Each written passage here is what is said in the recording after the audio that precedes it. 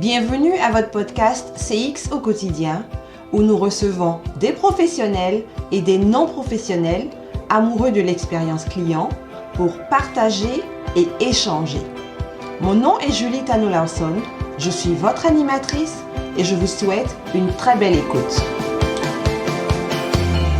Bonjour et bienvenue à tous pour ce nouvel épisode de CX au quotidien.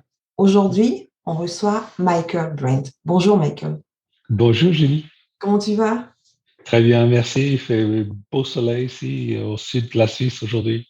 Ah, chanceux. Ben nous, il y a du soleil, mais il fait froid, donc on ne profite pas pleinement de la chose. Ça viendra. Ouais, c'est ça, Canada. Alors Michael, je vais te demander de te présenter pour notre auditoire et puis après, on va rentrer dans le vif du sujet. D'accord. Alors, voilà, j'ai travaillé pendant 25 ans dans une compagnie internationale dans l'automation industrielle. Les 10 dernières années, c'était au niveau qualité et expérience client. Voilà, et depuis 2 ans, je suis indépendant et je fais surtout des trainings pour le parcours client, pour le retour client et pour la gestion de plaintes. Voilà. Ok, parfait, d'accord. Et tu es aussi membre d'une communauté en Europe, je pense. Oui, juste. Alors, je suis membre fondateur du European Customer Experience Organization. Et pour ceux qui veulent nous joindre, il n'y a pas de cotisation pour ceux qui s'annoncent jusqu'à la fin de cette année. À partir de l'année prochaine, ça va coûter, mais si on s'annonce avant la fin de cette année, ça restera gratuit. Donc, ouais, ça vaut la peine. Ça vaut la peine. Alors, pour tous ceux qui sont en Europe, ben, voici une belle opportunité de rejoindre une belle communauté, justement, dans le domaine de l'expérience client. Merci.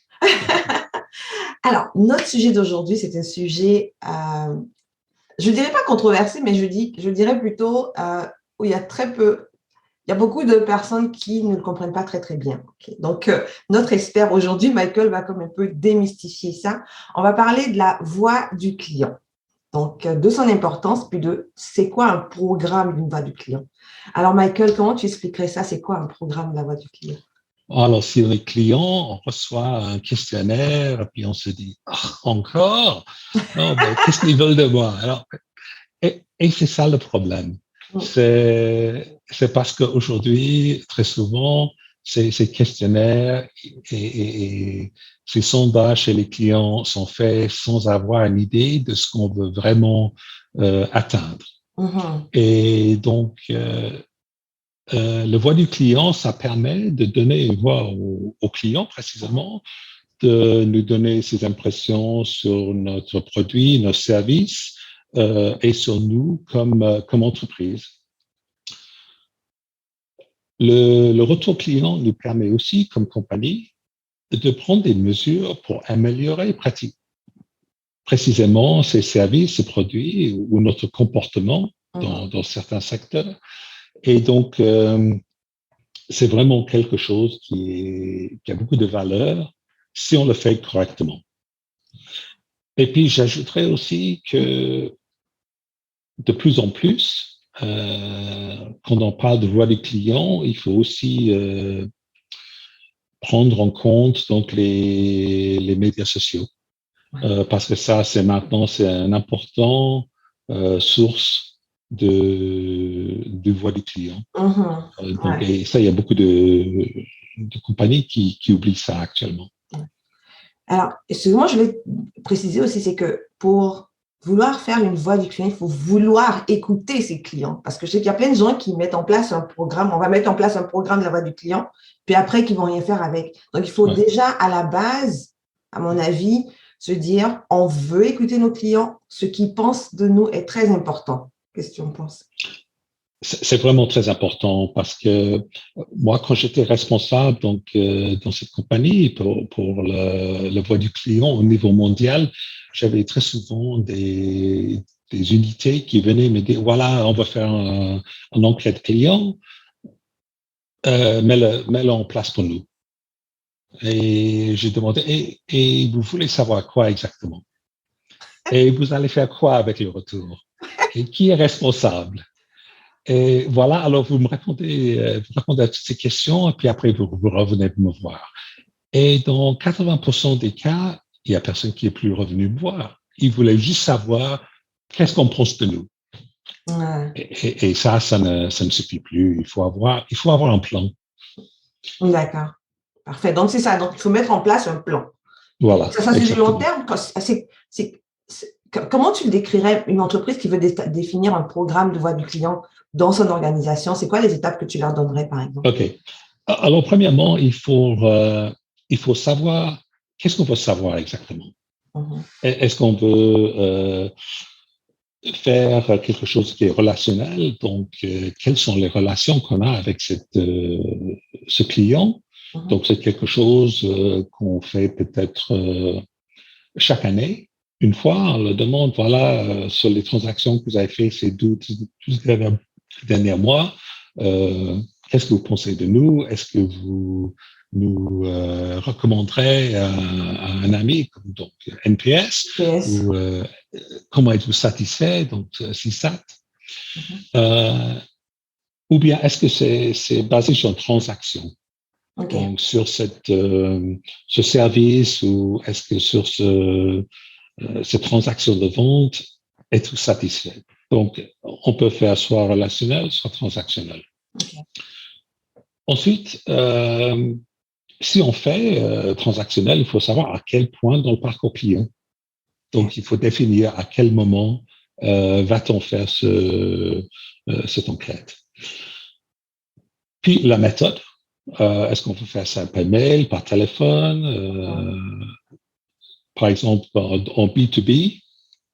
Ça se peut, si on est des grands clients, qu'on fait ça face à face. Okay. Ouais. Là aussi, il y a des problèmes avec ça. Donc, si on fait face à face, ça se peut que le client ne veut pas être trop négatif. Donc, oui, ça, c'est des désavantages.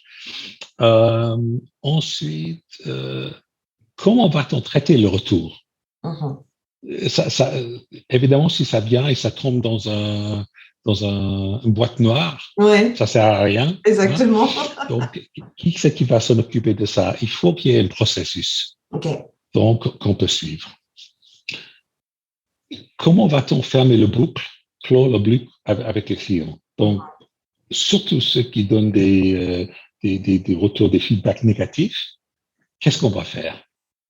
Comment va-t-on fermer ce boucle? Et ça, c'est vraiment très important parce que si on ne ferme pas cette boucle, le client, après, il pense ça ne valait rien. Ouais. Pourquoi j'ai perdu mon temps? Il n'y a rien qui va changer. Ensuite, une fois qu'on a fait ça, comment va-t-on analyser le retour? Qui va le faire?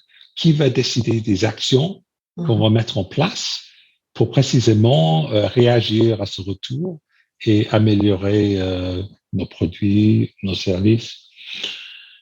Et puis finalement, il faut qu'il y ait une gouvernance. Okay. Donc, supervision, il faut qu'il y ait quelqu'un, préférablement un exec meilleur cas dans le C-suite, qui prend la responsabilité, qui donne le support pour ce programme. Okay. Ça semble compliqué, mais en fait, ce sont des choses qu'on devrait mettre en place assez facilement si on fait donc le processus de réflexion pour savoir qu'est-ce que je veux savoir et qu'est-ce que je vais faire avec les données que je reçois. Donc, ce sont les deux premières questions qu'il faut se poser. Qu'est-ce que je veux savoir? Qu'est-ce que je vais faire avec ce qui va me donner? Exactement. Et ensuite, après, on commence à travailler dessus. Voilà, c'est ça, absolument. Et c'est quoi les erreurs généralement qu'il faut éviter de faire justement quand on met en place un programme de... Alors, bon, une des erreurs, c'est de ne pas réagir. Okay.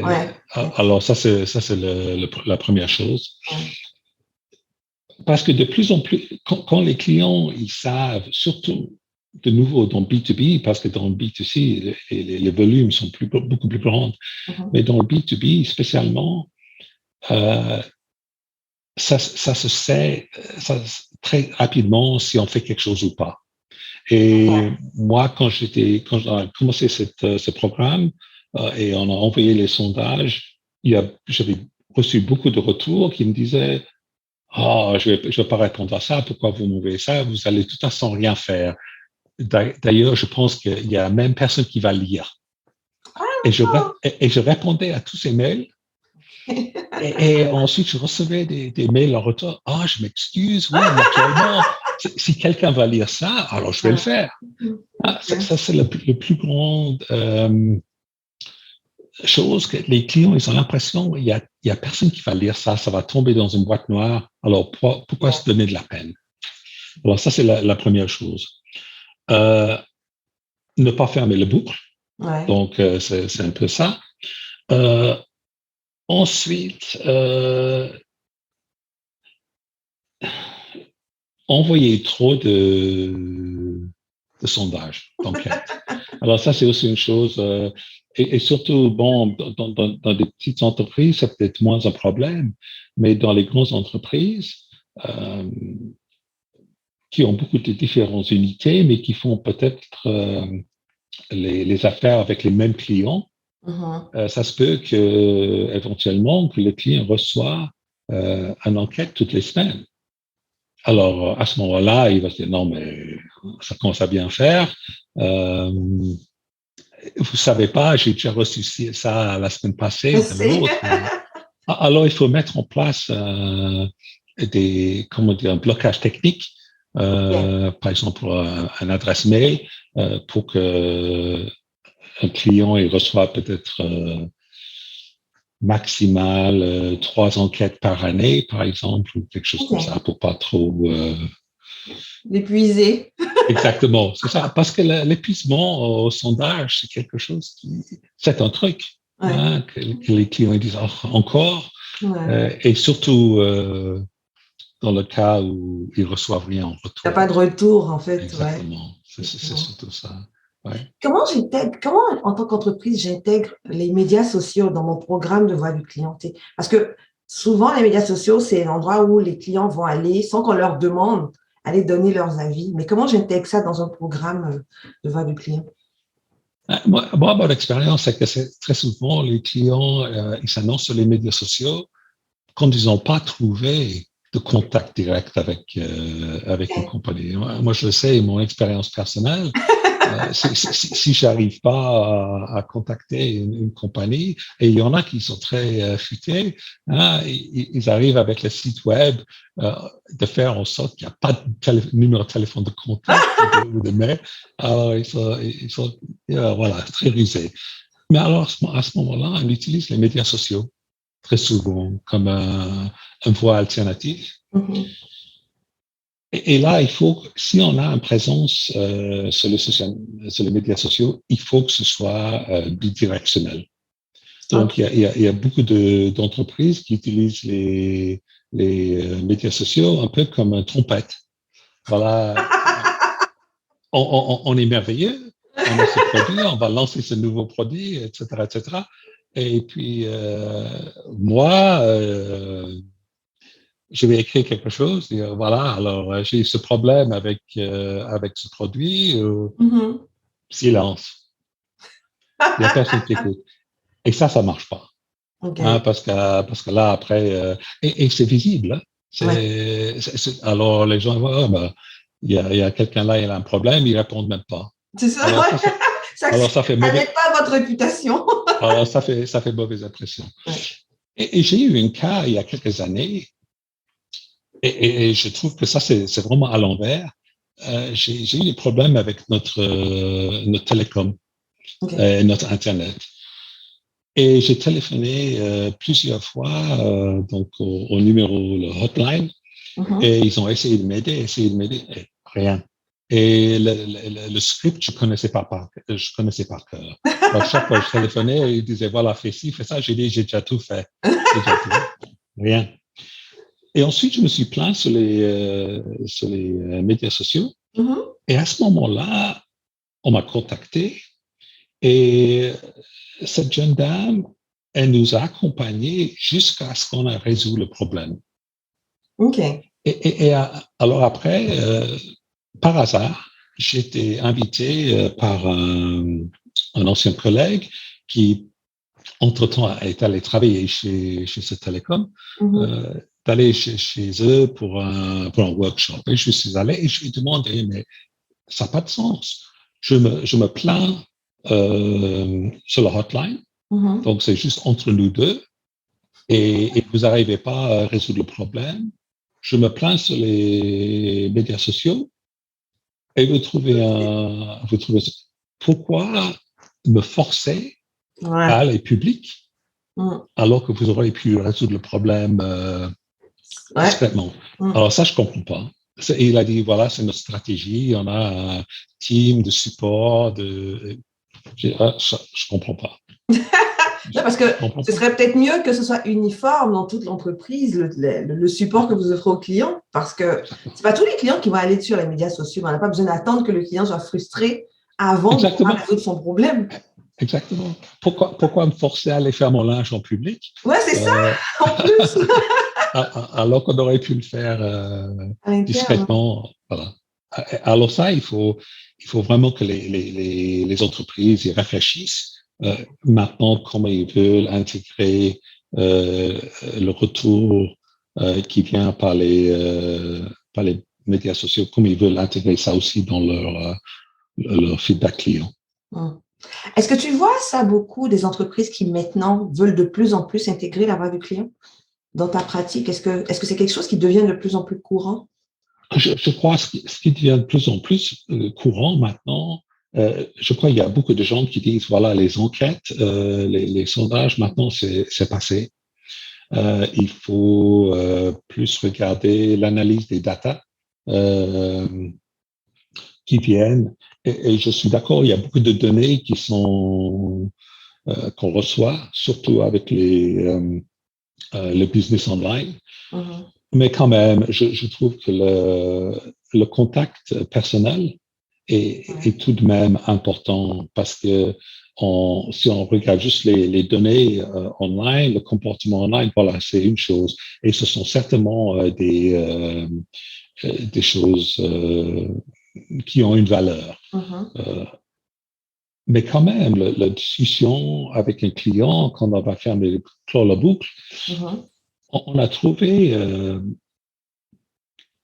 quand on avait fait cet exercice, que des clients avec qui on a eu de la peine à faire des rendez-vous, quand on leur disait, voilà, on veut venir vous discuter pour trouver des solutions à ce que vous avez marqué sur votre enquête, alors tout d'un coup, les portes s'ouvraient. Ah oui, d'accord. OK, venez, ouais, on veut discuter de ça. Ça donne vraiment l'impression, voilà, ça c'est une entreprise qui m'écoute. Exactement, qui m'écoute, qui veut faire quelque chose, ils me prennent au sérieux. Et ça, c'est un truc que les clients ils veulent. Ils veulent que les entreprises prennent au sérieux et qu'ils écoutent. C'était merveilleux parce qu'au départ, les commerciaux, ils ont dit, ouais, mais après, je vais avoir chaud aux oreilles, il va me faire la vidéo. J'ai dit, ouais, il faut s'attendre à ça quand même. Mais laissez-le parler et vous verrez après que vous discutez des solutions que ça va changer complètement. Et les commerciaux, après, ils sont revenus, ils ont dit, mais oui, c'est vrai. Et en plus, à la fin de la discussion, on a commencé à discuter des projets qu'il avait dans le pipeline, donc le business. Exactement, parce que les clients, ils veulent être écoutés et quand ils ont l'impression qu'on le prend au sérieux, après, ils sont plus fâchés. Parce qu'ils ont l'impression, voilà, on s'occupe de vous, on va trouver une solution. Ça change l'humeur complètement. Totalement, ouais, effectivement. C'est drôle parce que je parlais avec quelqu'un il n'y a pas très longtemps et puis je dis, en fait, une entreprise devrait remercier un client qui se plaint parce qu'il n'est pas juste parti. Il vous donne une opportunité de régler un problème et de le récupérer. Donc, c'est plus une opportunité qu'autre chose. Bon, c'est sûr que celui qui reçoit la plainte ne le voit pas forcément de cette manière, mais je pense que ça devrait être ça. Mais quand même, mais tu as raison. c'est clair, quand un client se plaint, il veut continuer à faire du business avec nous. Exactement. Et il veut nous donner la possibilité de faire une correction. Ouais. Alors que tu as raison, il y a beaucoup il y a ce iceberg des plaintes. Et on dit que pour chaque client qui se plaint, il y en a 9 qui s'en vont. Ouais. Mais c'est vrai, il y a beaucoup qui se disent à quoi ça sert de me plaindre? Ouais. De toute façon, ça ne va rien changer. Et on peut combattre ça avec un programme voix du client où les clients y voient, oui, je peux changer quelque chose, ou je peux au moins arriver à une solution pour mon problème en moi. Et en plus, si je peux rajouter, c'est que pour ceux qui ne se sont pas plaints, de voir que même leur problème dont ils n'ont pas parlé a été résolu, ben ça vous donne aussi cette opportunité pour qu'ils se disent, OK, la prochaine fois, je vais peut-être leur dire parce qu'ils écoutent les gens qui parlent. Voilà, non, tout à fait. Alors, la communication est très importante et c'est quelque chose qu'on néglige très souvent. Ouais. En B2C, par exemple, on peut faire des pubs. On dit, voilà, alors, ces dernières années, ou ces dernières années, on a lancé ce nouveau produit et vous nous avez dit que ça ou ça ne marchait pas bien. Alors, on vous a écouté et maintenant, on a changé ça. Ça va être mieux. Ouais. En B2B, on peut faire ça aussi, mais peut-être un peu plus personnellement. On dit, voilà, votre compagnie, cette dernière année, vous avez eu ça et ça comme problème. Alors, écoutez, on a changé le processus. Maintenant, ça va être beaucoup plus facile. Alors, c'est important de faire ça et de montrer qu'on a changé les choses. Et comme tu dis, non seulement aux clients qui se sont plaints, mais aux autres. Ouais. Comme ça, on reçoit la réputation d'être une boîte qui écoute, qui est customer-centric. Voilà. Ouais, c'est ça, effectivement. Écoute, c'était super intéressant. Je pourrais parler des heures. C'est tellement important l'écoute, puis je trouve que ça devrait être au centre en fait de tout ce qu'une entreprise fait théoriquement. Mais en fait, c'est fou parce qu'il y a tellement de choses qui, quand les entreprises t'en parlent, tu as l'impression que c'est théorique, mais ça a l'air tellement simple, tellement facile, tellement logique pour nous. C'est que des fois, c'est comme, OK, mais pourquoi ils ne comprennent pas ce qu'on explique? Écouter le client, théoriquement, ça devrait être rapide, normal, la norme dans l'entreprise. Mais Julie, il y a une chose que j'ai appris, c'est que les gens, ils ont la peine à écouter. Je veux dire, maintenant je dis écouter, mais je veux vraiment dire écouter. Ouais. Très souvent, on fait semblant d'écouter, mais on n'est pas vraiment en train d'écouter, on est déjà en train de penser à ce qu'on va dire. Hein? J'ai vu ça tellement souvent que, surtout quand on va boucler, donc fermer cette boucle, que le commercial, et on a fait du training pour ça, il veut tout de suite se justifier. Et ça, c'est un truc qu'on doit vraiment éviter. Pousser de côté, dire non, je ne dois pas faire ça, je ne dois pas faire ça, je dois écouter. Et laisser le client vraiment parler, même peut-être poser des questions pour aller encore plus en profondeur. Ouais. Mais surtout ne pas essayer de se justifier. Laisser parler. Et on a de la peine à faire ça. C'est pas naturel. On va tout de suite se défendre. Non, c'était pas comme ça. Vous avez peut-être pensé que c'était comme ça, mais c'était pas comme ça. Il faut pas. Il faut vraiment laisser écouter, laisser parler, écouter 100%. Alors, on va se laisser sur ce dernier conseil super précieux que Michael Brent vient de nous donner. Michael, comment on peut te rejoindre si quelqu'un veut te rejoindre à toi, dans ton organisation? Alors, vous pouvez m'atteindre soit sur LinkedIn ou bien sur www.cx-excellence, non, sans tiret, cxexcellence.com. Alors, d'accord, donc voilà. www.cxexcellence.com. Exactement. L'entreprise. Je vais mettre mon adresse, en fait. Je te remercie beaucoup, Michael. Et à tous les auditeurs, on vous dit merci d'avoir été là avec nous aujourd'hui. On se revoit dans 2 semaines. Merci, Julie.